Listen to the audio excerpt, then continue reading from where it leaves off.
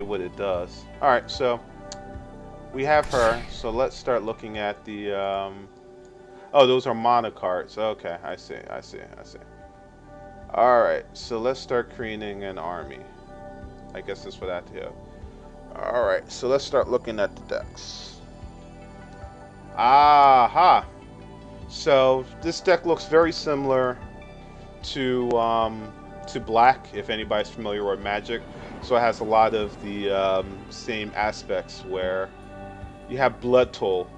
So usually what happens is something you get stronger cards, but as payment you take damage for the stronger cards. But because she has the ability to kind of suck the life essence from other people, even though it's slower, you can still kind of recover back some of that damage.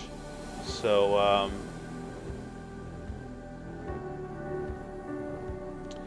for this one right here, Cannibal, this is a 5/5, but look at this. This is cost of 2. It only costs 2, but you get a 5/5. I mean, that is incredible. But the cost for it is you have to kill one of your own minions. But it's a 5/5 for 2. That's amazing. That's a very good card. We have 2 of those. I'm definitely going to add both of those to the deck. Very, very good card. Summon the Thralls, which is a 1/1 at random locations next to your hero. So this Thrall right here is good. So this 1/1 will feed this 2/2. So you can have a Thrall. It's not going to do much damage. But you can move the Thrall, let's say closer to an enemy, kill him by summoning this character, and then they have a 5/5 right next to them that they have to deal with. So it's a nice little combination. So we're gonna add 2 of those. This is a spell. Very good card. Choose a card in your graveyard, give it 1/1, and return it to your hand.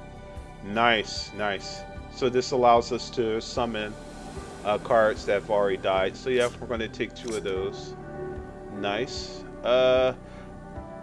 Deal 3 damage to your hero. So this one I'm not sure of. 3 damage for range is really good, especially for 2 drop or 2 mana.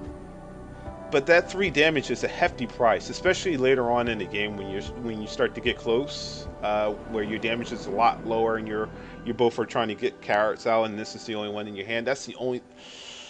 It scares me for late game. I think it's good early game because you can take that damage, but late game it's going to be a problem. But we're going to add them in there. We're going to hope. So let's see what else do they have. I like the fact that they break out the cards for 1 mana, 2 mana, 3 mana. It kind of helps out a lot, especially when you're building in your deck. I know it's a lot longer. Oh, thank you, Two Beards. I allow it's a lot longer, wider deck, but it's easier to see, especially for new players. When you have all these cards out and you're trying to figure out what you want to play, whether it's a magic card, spell card, or character card, it could be hard because you might click this, I might want this, I want this, and then by the time you get to the later drops, you already have 30 character spells or 15 magic spells, and you don't have any room for it. But being able to see this right here kind of actually helps you out a little bit more. So this one we played, so when he dies, he puts a 4/4 in your hand. Very good card. I'm going to add that in there. He actually worked out pretty well. Has 1 attack when next to an ally. Your minions can be summoned next to this minion. So this card is actually pretty good. I like the 1/1, but I like this one too. Because as we saw in the last game, one of the problems was I was stuck in a section and I could only cast in that small section. So even though my characters were moving around and closer to the enemies, I couldn't get any units close there because I would have to cast them all the way back and then slowly move them up, and then by the time they got close, they would die. So I think I'm going to actually add 2 of these cards in there. So a typical deck looks like it's 30 cards. We already have half of it. So I'm going to probably have to take out a few of these cards. But we'll see. We'll see. So for 2 drops, let's see. So currently we already have two of them here. So I don't think we're going to do anything except for maybe this card, because this is really good. This is really good too.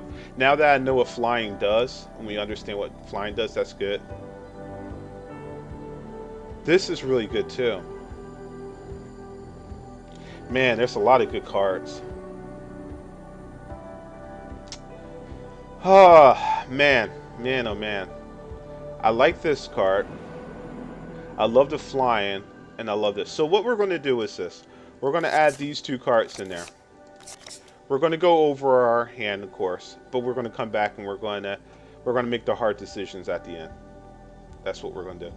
So here's our 3 drops. Now these are neutral cards. These could be played in any deck. Give a friendly minion 3 health or 3 attack at random. So you don't even get a chance to choose. Has 2. This was very powerful card. I like this one. Summon this. So Warcry. That's something when you play it. Okay.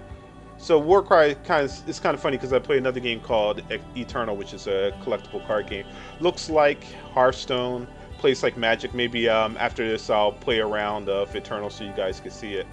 But Warcry in Eternal is different, where in Warcry in Eternal, if you play a card and you attack, it boosts whatever your next equipment or unit card plus 1 attack plus 1 defense. So every time it attacks, it keeps adding that buffer. So you can imagine if you have a lot of, let's say, mana cards and you're attacking every round, by the time you get to that card, it's going to be pretty strong.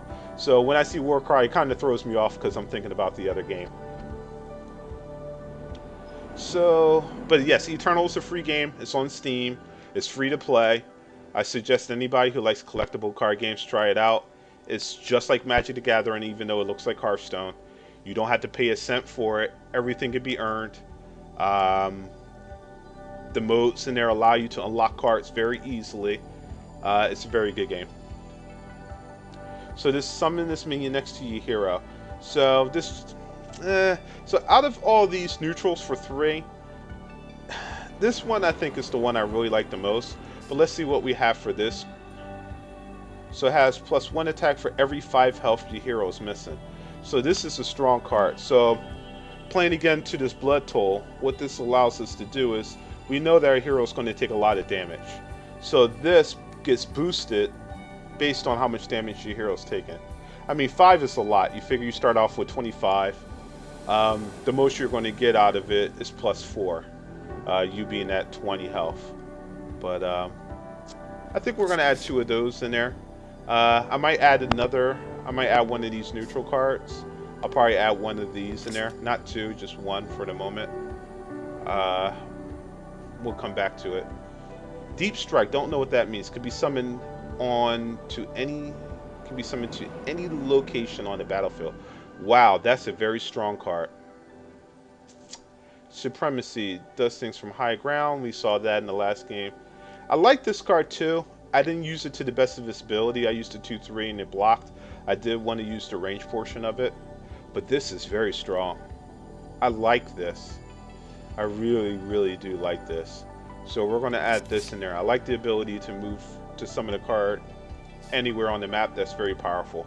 So for 4 mana, it looks like the only thing we have is a spell card. So this one allows me to destroy a card, destroy a minion, basically draw a card. Card draw is very important in any card game. We're going to use it.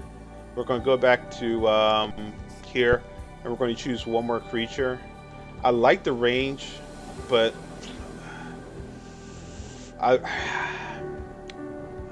it's a hard decision. I like the 3/4 range, and I like the fact that this becomes 4/5 automatically, but you have to put it on high ground, so that's the only caveat. But it has that 5 defense, which is really good. So I'm actually going to come to you guys. Which one do you think is more important? I'm only going to take probably one of these cards. We have 5 cards left, and I want to look at some of the other ones. Do you think the Sharpshooter, where you have to go to high ground and it becomes a 4/5, or the Queen's Guard that could either boost himself or become ranged? Which one do you think is the better choice? I'll leave it up to chat for this case. We've already put in the max of the shock troopers, so I'm trying to figure out what to put in now for our four drop. We'll wait and see what chat decides.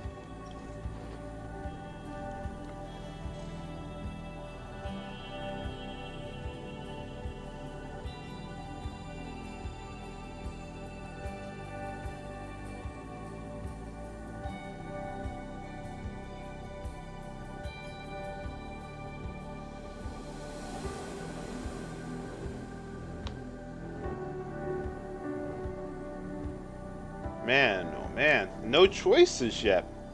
Chat's undecided. All right, I'll let you guys think about it. We'll come back to the 4 drop. 5 drop. We've already used this assassin. I think everybody uses this card. It's super powerful.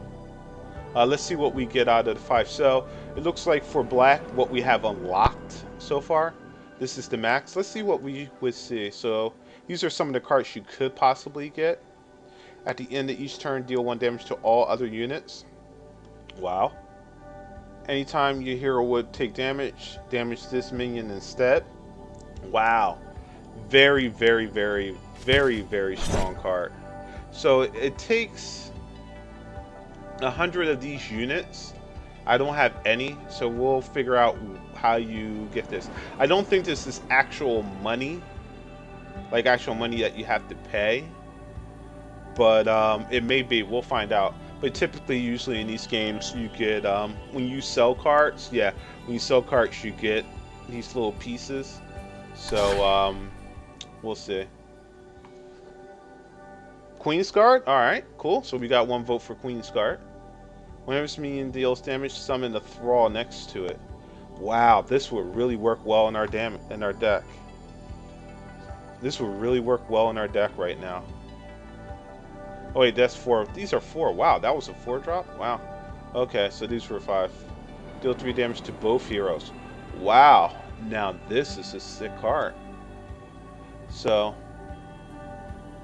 Oh man. Costs 1 less for each friendly thrall on the field and in your graveyard. Wow. Alright, so we're going to take that off. So we have Queen's Guard. So we're going to add... has +1 attack for each minion in your graveyard. I like that. So we're going to add 2 of those. We're going to add 1 Queen's Guard in there. And we're going to add... I think I added 2 Queen's Guards. No, we added 1. So we have 1 of those. I like the assassin. You know what? 7 defense. I'm gonna have to think about that one. Give a friendly minion 3 attack. Strong, but not that strong. This card was very strong. Now I have 2, so we have 1 card we need to get rid of. I really enjoyed this card right here, the flying 6/8. Even though at the end I had a chance to maybe put the game away. Because I got him late, but I didn't get a chance. So, but I still like that card. At least the capabilities of what that card can do. So we have no 6 drop, which is fine. I think for 6, we don't have any 6. So only thing we could do is we have the 2 5s. This is very strong. I like this. This allows us to execute and get close. And also you could do it to a it's a strong card. So I think I'm going to add 2 of those. I like him. So this is what we're going to do. So we're going to